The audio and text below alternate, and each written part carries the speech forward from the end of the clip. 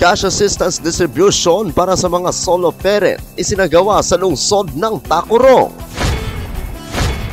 Sundalo patay sa pamamaril sa bayan ng President Quirino. At homecoming ni Miss Sultan Kudarat 2023, mainit na sinalubong sa bayan ng Senator Ninoy Aquino. Yan ang ulo ng mga balita sa pagbabalik ng Sultan Kudarat Headliners.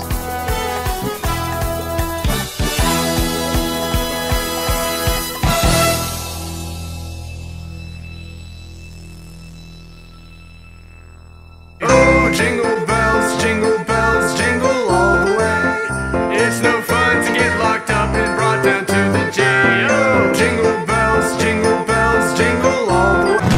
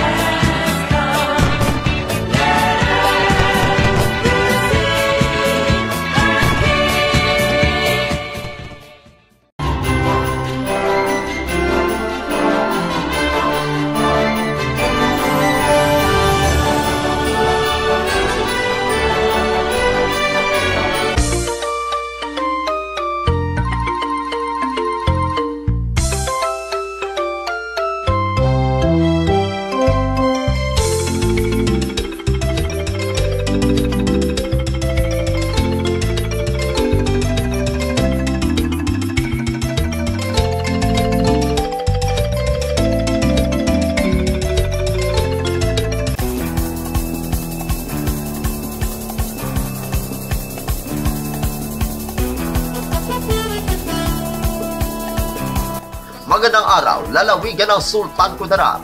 Narito na mga pangunahing balita sa Sultan Kudarat Headliners ngayon Disyembre 13, taon 2023. Cash assistance distribution para sa mga solo parent isinagawa sa lungsod ng Tacurong. Narito ang ulat. Kahapon, ika-12 ng Disyembre kasalukuyang taon ay ginanap ang cash assistance payout para sa 300 na solo parents beneficiary sa lungsod ng Tacurong na ginanap sa Barangay San Pablo Gym sa lungsod ng Tacurong, lalawigan ng Sultan Kudarat.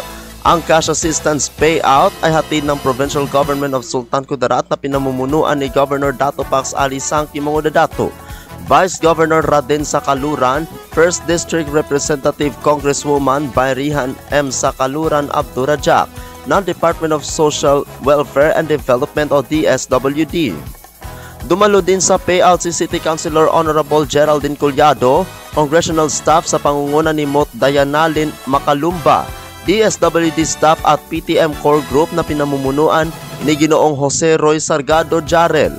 Nagpasalamat naman ang mga kawani ni Representative Sakaluran Abdurajak sa tulong na ibinigay ni Tacurong City Mayor Joseph George L. Lechoncito at maging kay Barangay San Pablo Punong Barangay Jesser Rivera Sr. Ako ang inyong kaibigang Apolinario Terdi Valencia para sa Sultan Kudarat Headliners. Sundalo patay sa pamamaril sa bayan ng President Quirino. Narito ang ulat. Dead on arrival sa pagamutan ng isang sundalo matapos na pagbabarili na hindi patukoy na salarin sa National Highway, Purok Buena Vista, Barangay Poblacion, bayan ng President Quirino, lalawigan ng Sultan Kudarat. Kinilala ang biktima na si Renante Corpus Valdez, naninirahan sa Barangay Suben ng nabanggit na bayan. Ayon kay Police Major Davis Vicente Dulawan, COP, minamaneho ng biktima ang puting multicab at papunta sana ito sa bayan ng Magpet, lalawigan ng Cotabato. Pero pagdating nito sa lugar na pinangyarihan, pinagbabaril ito ng mga salarin na nakasakay sa motorsiklo. Tinamaan ng bala sa iba't ibang bahagi ng katawan ng biktima, sanhi ng kanyang kamatayan. Agad namang tumakas sa mga sospek patungo sa direksyon ng bayan ng Buluan, lalawigan ng Maguindanao del Sur. Sa ngayon ay inaalam pa ng mga kapulisan ang motibo sa pamamaril patay sa biktima. Ako ang inyong kaibigang Apolinario Terdi Valencia para sa Sultan Kudarat Headliners. Para sa uling balita, homecoming ni Miss Sultan Kudarat 2023, mainit na sinalubong sa bayan ng Senator Ninoy Aquino.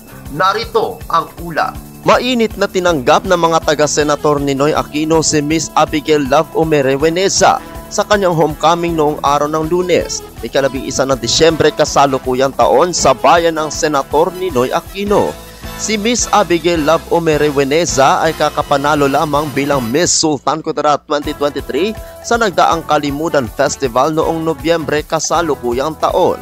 Mainit din na tinanggap ng mga empleyado at opisyalis ng LGU Senator Ninoy Aquino sa pamumuno ni Mayor Randy Ecija at nagdaos ng motorcade sa poblasyon Kulaman na inabangan at inantay ng kanyang mga kababayan.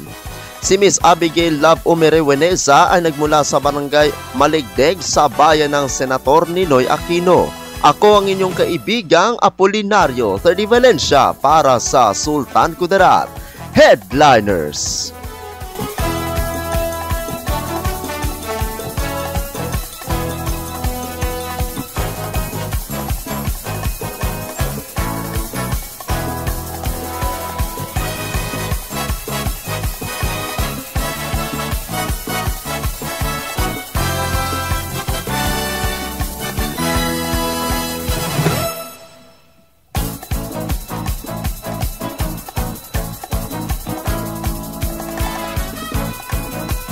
At yan ang kabuuan mga balita sa araw na ito. Mga balitang kailangan ninyong malaman. Balitang walang kinakampihan. Mga balitang totoo. Mga balitang may dalang aral at inspirasyon. Ito ang Sultan Kudarat Headliners. Hanggang bukas, maraming salamat at magandang araw, kaibigan.